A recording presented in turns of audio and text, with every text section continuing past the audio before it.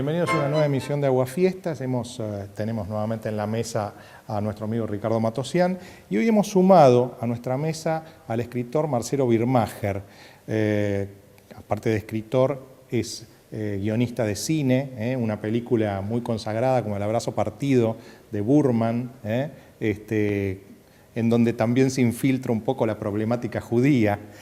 Como en muchos de los libros. Acaba de aparecer El Club de las Necrológicas, del cual vamos a hablar un poco enseguida, que es la última novela de Marcelo, y últimamente también ha tenido mucha resonancia Marcelo, porque es libretista de un programa de televisión que es justamente de los domingos.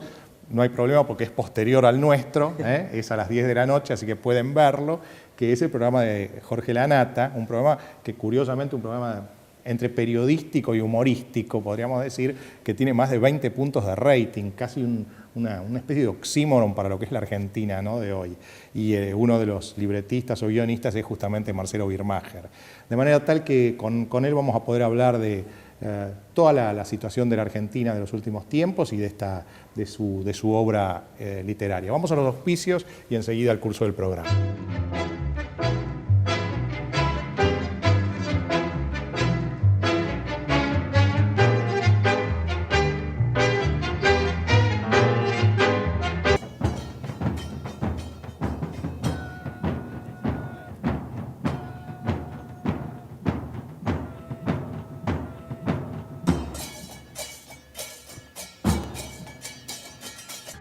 Una empresa joven en un mundo que avanza. Medanito, tenemos energía, somos energía. En Fundación Telefónica creemos que el acceso al conocimiento es un derecho de todos. Por eso, desarrollamos proyectos propios de innovación social, con los niños y los jóvenes como principales beneficiarios. Fundación Telefónica. Conocer para transformar.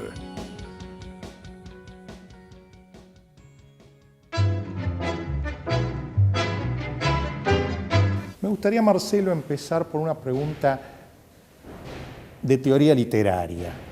Si uno piensa en las tradiciones literarias argentinas, podría estructurar quizá una división binaria entre dos tradiciones. Una que podríamos llamar la del erotismo del lenguaje, quizá, que se encarna en Juan José Saer, y últimamente podríamos decir en Alan Pauls, o en Sergio Chejfec, por ejemplo, y que tiene su antecedente quizá más célebre y conspicuo en Borges.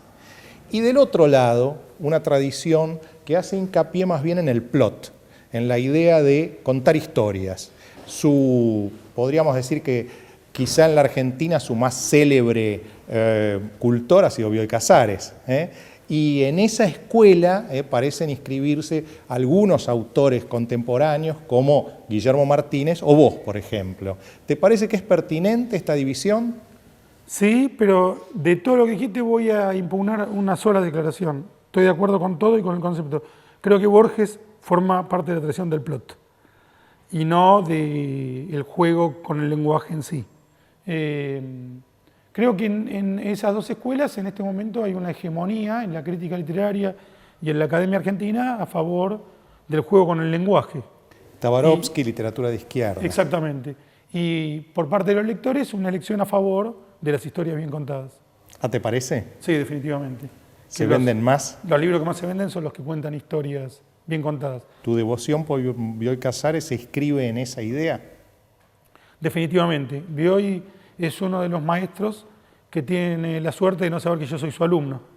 Una cosa muy interesante, extraordinariamente interesante del Club de las Necrológicas, es que partiendo de un episodio ínfimo, la aparición de unos datitos ahí en las necrológicas de los diarios, vas articulando dos historias.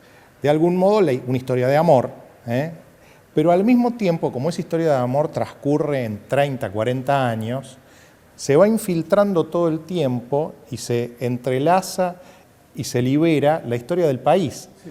Porque las mismas situaciones que durante el proceso hacen que el personaje entregue una casa a un extorsionador militar para conseguir la liberación de una chica, después, en otras épocas, le sirve para mandar preso a ese individuo del cual quiere vengarse y recuperar la casa para dársela a un familiar. Y en donde la conveniencia personal y el actuar con justicia están relacionados.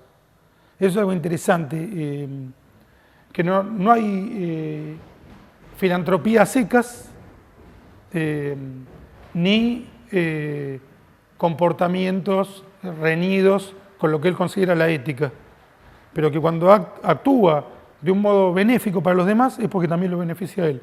Y ese me parece un comportamiento humano, no avaricioso ni extremadamente ambicioso. ¿No crees en el altruismo? Desconfío, no es que no creo, lo he visto, pero desconfío del altruismo. Confío mucho más en el benefactor que está consiguiendo algo a cambio cuando actúa de modo bondadoso. Ya que entramos en este tema, ¿no?, de la historia argentina de los últimos 30, 40 años, me parece interesante postular que la mayoría, lo cool hoy en día para los escritores es considerarse levemente de izquierda, kirchneristas, o como mínimo no criticar al kirchnerismo. Tu caso es un caso distinto. Sí, he derivado, no he optado. Mi escritor favorito, Isaac Bashevis Singer, decía: yo creo en la libre elección, no tengo opción. No tengo otra opción. Y a mí me pasa lo mismo. Primero, una cosa sobre la trama del libro. Vos decías muy bien que está entrelazada la historia de amor con la historia del país. Y yo tomaría como modelos para explicarlo lo que el viento se llevó, o Doctor Zhivago, o Érase una vez en América. Películas épicas donde Estados Unidos, el norte y el sur. la historia de amor está directamente entrelazada con lo que va ocurriendo en historias que duran años. Eso es uno de los modelos que yo tomé a la hora de escribir el Club de las Necrológicas. Y en este momento yo he quedado de algún modo entrelazado, a mi pesar, con la historia contemporánea. Porque me parece que en este momento lo que se está atacando es la libertad de expresión. Creo que con medidas como la ley de medios o los discursos presidenciales en cadena nacional que atacan a un medio específico que no está de acuerdo con el gobierno, es una amenaza contra la libertad de expresión de todos los medios y de todos los ciudadanos. No existe la libertad de expresión para tales, excepto una vez que se le prohíbe a uno, se prohíbe la libertad de expresión. Bueno, entre paréntesis, ese famoso 7D quizás sea el 7D para este programa, porque este programa está dentro de un canal del Grupo Clarín, igual que el que haces vos. De manera tal que no sería raro si el domingo posterior al 7D no aparecemos, será porque intervinieron Cablevisión o algo así. Acá lo grave es que no se está atacando un comportamiento económico, se están atacando los contenidos. Cuando se habla de cadena del desánimo, se está hablando de los contenidos de cada uno de esos medios y de cada una de esas personas. Todo lo demás es un tinglado, es un camuflaje. Nosotros sabemos perfectamente que hay un monopolio estatal que no dice su nombre y que está representado en medios como Canal 7, que debería ser un canal de la comunidad. Del Estado y no del gobierno. Y es un canal, es cierto, antes dije, es un monopolio gubernamental, no estatal sino gubernamental, que es prácticamente una unidad básica, ni siquiera es del gobierno, es del sector más recalcitrante del gobierno. Es un agente de propaganda. Es un propalador de propaganda.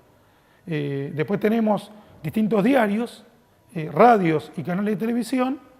Por ejemplo, Canal 9 es un canal paraestatal, o paragubernamental, Sí. perdón nuevamente. En el caso del cacerolazo quedó probado, ¿no? Sí, Porque sí. solamente TN mostraba el cacerolazo. C5N pertenecía a un empresario privado y pasó a manos del gobierno por medio de Cristóbal López.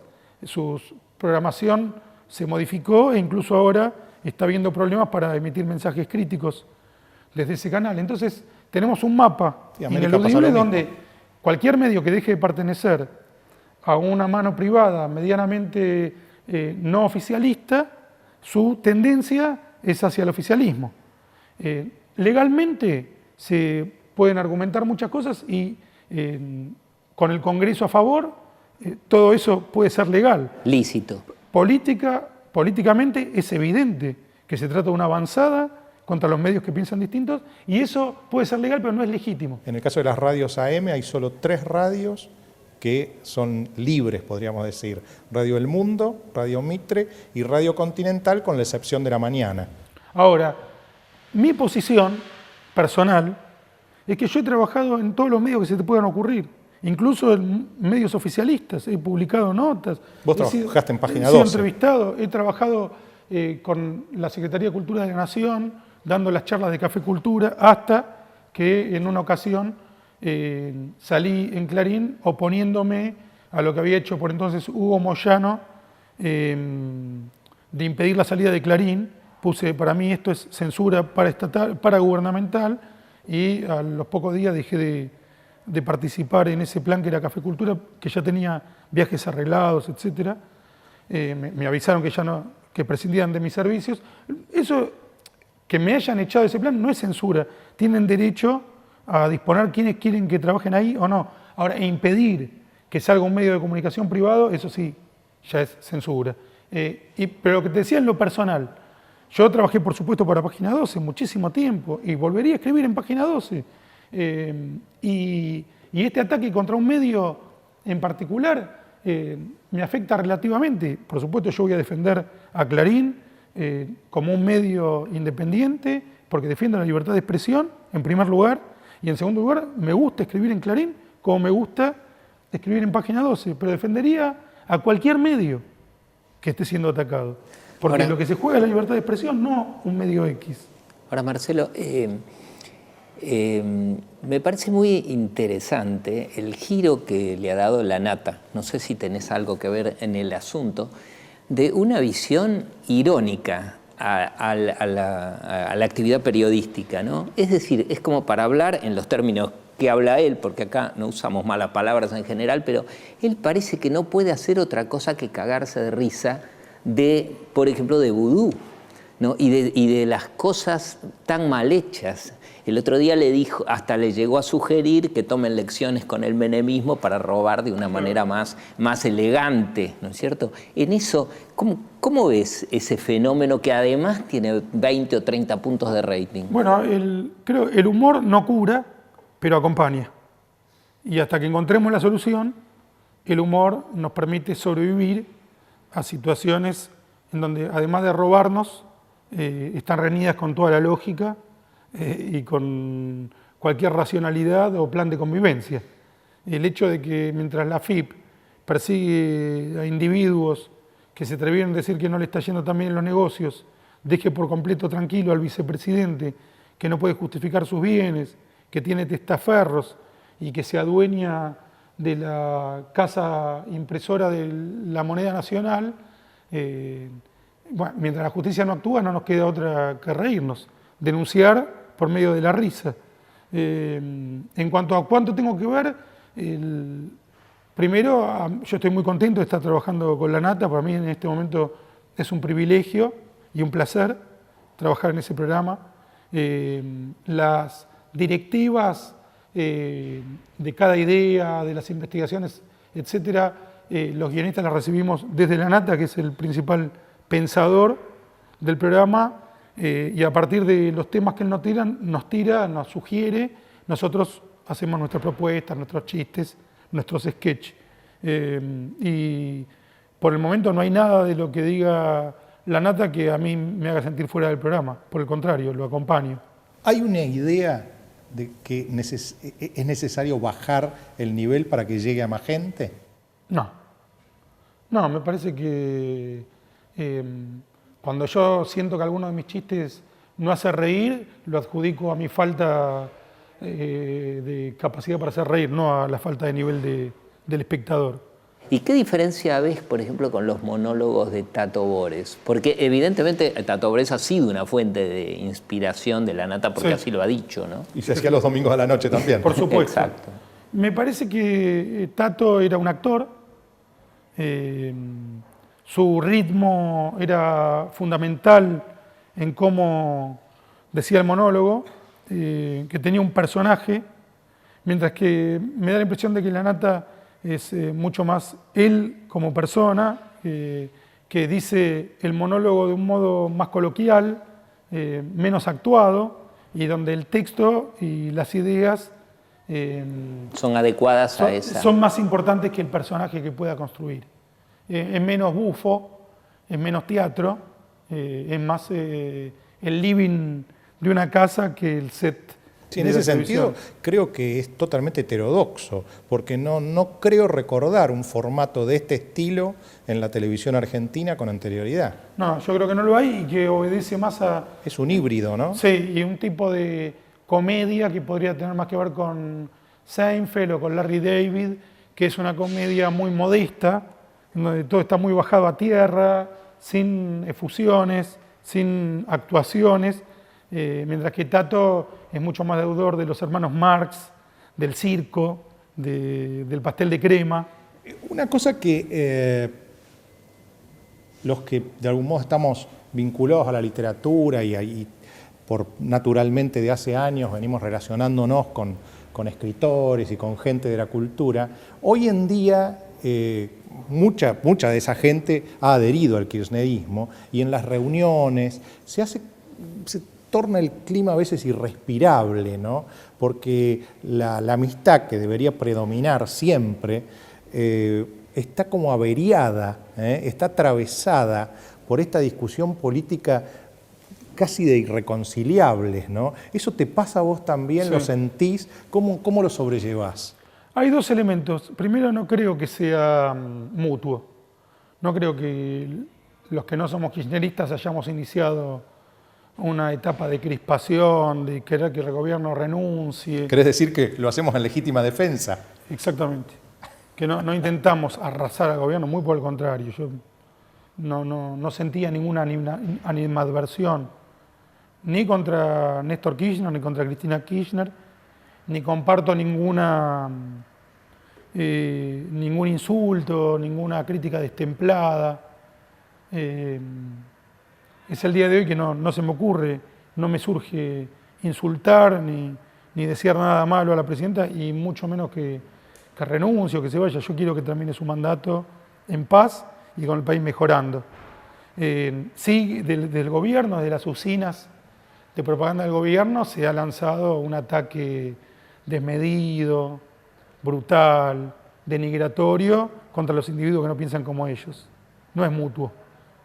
Y esa persecución, ese salvajismo, esa intolerancia brutal, se ve reflejada en las reuniones del día a día. Ahora, el kirchnerismo tiene una pasión destructiva. Por ejemplo, la exteriorizó, por ejemplo, Axel Kicillof al decir que ellos podrían destruir a Techín. Pero también lo está haciendo, está haciendo todo lo posible por destruir a Clarín. Y ha destruido una cantidad de medios. O sea, lo que yo quiero decir es esto. Ellos tienen una pasión destructiva. Y parece que es políticamente incorrecto decir ojalá termine. No, tenemos que esperar 2 o 3 años más a que siga destruyendo, porque porque el problema es ese, ¿no? Bueno. Que ellos han destruido. El otro día decía acá Alieto Guadañi, ¿no? Ellos, la pérdida de las reservas de gas y de petróleo equivale al valor de toda la pampa húmeda o al valor de 400 millones de cabezas de ganado cuando el stock argentino son 50, ¿no? Entonces, el problema es ese. Uno ve que destruyen y en alguna medida lo acusan de destituyente si hace alguna crítica. Lo que yo creo es que no hay alternativas a la democracia. No hay alternativas al cambio de gobierno por la vía de los votos. Entonces, en ese contexto, y deseándole a la presidenta que se quede hasta el último día de su mandato y ni un día más, tenemos que buscar las alternativas dentro de la legalidad y de los comportamientos democráticos para impedir la destrucción. Porque cualquier alternativa sería peor a eso, sería más destructiva. Evidentemente están destruyendo medios de comunicación y van por la destrucción de más de medios de comunicación y de la convivencia también. Pero hay que responder con más convivencia, con más democracia y protegiendo siempre la continuidad del gobierno que fue elegido democráticamente. En este sentido, hace poco tiempo, en un congreso en el interior del país, 3 intelectuales discutían un poco sobre esto, ¿no? Jorge Asís, Tomás Abraham y Tocatlián. Y los 3 tuvieron una postura distinta.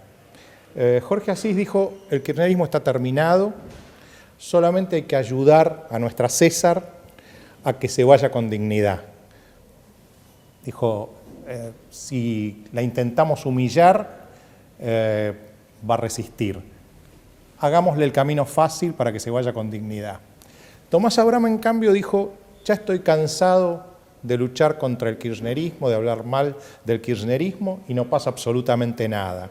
Si no pasa absolutamente nada, lo más probable es que sea porque no hay nada mejor. Entonces ellos están destruyendo todo, sí. Hay que dejar que sigan destruyendo, porque evidentemente a la gente le gusta esto. Y Tocatlián dijo, están haciendo las cosas muy mal, pero como quizá la oposición la está haciendo peor, a lo mejor ellos se están enredando, pero quizá la oposición se está enredando tanto que ellos terminen siguiendo. Bueno, en primer lugar, Asís, que es un gran escritor, a mí me gusta mucho Las flores robadas en los jardines de Quilmes. Me gusta Su libro mucho, místico. Sí, me gustan mucho los cuentos de la manifestación. Es uno de los pocos escritores que en mi opinión tienen una mirada lúcida de los años 70 y una de las más divertidas, por lejos. Los Reventados, por ejemplo. Los Reventados, libro extraordinario. No me quiere, no sé por qué, pero no me tiene simpatía. Creo que, bueno, yo estoy en desacuerdo con muchas cosas con él, pero él en su momento, después del 2009 había dicho, y antes también, que el kirchnerismo tenía el boleto picado y que habían chocado la calecita. 2 metáforas muy graciosas, pero que demostraron ser falsas. No acertó con su diagnóstico. Bueno, pero sobrevino la muerte de Kirchner, Sí. que parece que cambió todo. Pero el analista es aquel que se anticipa a su tiempo, que se anticipa a los acontecimientos. Después, obviamente, la viga siempre se cae. El analista es el que sobrevive al azar. Los que no sobrevivimos al azar, los que no somos capaces de diagnosticar el futuro, tenemos que decir, la pifié. Porque hay quienes sí lo diagnostican, hay quienes sí pueden ver más allá. Luego lo de Abraham... Siempre que el azar no interfiera. No, hay que sobreponerse al azar, porque si no, seríamos adivinos todos. Pero adivinos hay 2 o 3. El que dijo que iba a caer el muro de Berlín, ese lo sabía, aunque se haya caído 5 cisnes negros. Luego tenemos lo que dice Abraham, que me parece nihilista. Es decir, como la sociedad no reacciona, quiere decir que yo estoy equivocado, nada tiene sentido. No, muchas veces hay que tener una posición churchilliana, del temple y la perseverancia de seguir repitiendo lo que uno cree que es justo, aunque no haya eco. Y quedaba la última postura. Sí, que la oposición hace las cosas peor. Y yo creo que la oposición está haciendo las cosas muy mal porque no da respuestas concretas. Tendría que haber un consenso democrático de no a la reelección, sí a la libertad de expresión, no a la inseguridad, que por medio de planes, de propuestas concretas, permitan plantear un gabinete en las sombras. Claro, quizá el tema está en que si uno vislumbra a la oposición como 2 grupos, ¿no? El del socialismo con el radicalismo de un lado y el peronismo disidente con Macri del otro, el primero, el del socialismo con el radicalismo, desde el punto de vista económico, quizá no piensen demasiado distinto del kirchnerismo. Quizás sean un kirchnerismo decente e institucionalista. Y del otro lado, en definitiva, son el mismo partido, porque es también el partido peronista. Incluso muchos de los que están ahí, como Alberto Fernández, o De la Sota, o Scioli, en definitiva son neokirchneristas. Yo relativizaría lo del pensamiento económico. Yo pienso que a lo largo del 83 para acá, las medidas económicas del gobierno están fuertemente ligadas al momento internacional y que se adaptan a las corrientes internacionales. A las modas. Y también a las circunstancias reales. En los 90, Todos privatizados. el capitalismo liberal estaba en su auge, las cosas salían bien en Europa y Estados Unidos. Bueno, pero ahora en Latinoamérica hay dos modas. Bien, Una es la de Venezuela, pero otra es la de Colombia. correcto. Y nosotros adherimos a la peor. Bueno, La de Colombia, la de Chile, la de Perú y la claro, de Uruguay. pero y Brasil. tanto Colombia, Chile como Perú no tienen un discurso privatizador, por decirlo de algún modo.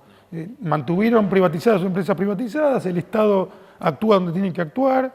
No digo que sea la panacea, pero no es el discurso que sobrevolaba en los 90. La Argentina es todavía más dependiente del momento internacional que Chile, Perú, Colombia, Uruguay.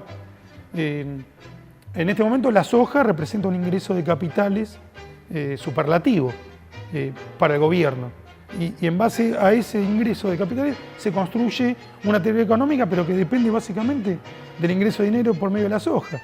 Muchas gracias, Marcelo. Gracias a usted. Y mucha suerte con este libro, que lo recomiendo. Lo acabo de leer con mucha fruición y realmente es muy interesante. Bueno, muchas gracias a ustedes por la invitación. Hasta pronto. Hasta el próximo domingo.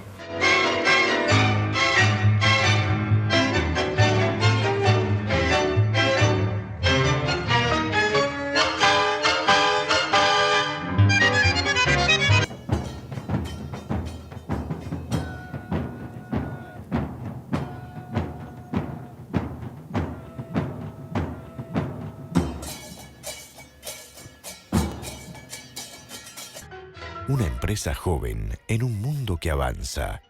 Medanito, tenemos energía, somos energía. En Fundación Telefónica creemos que el acceso al conocimiento es un derecho de todos. Por eso, desarrollamos proyectos propios de innovación social, con los niños y los jóvenes como principales beneficiarios. Fundación Telefónica. Conocer para transformar.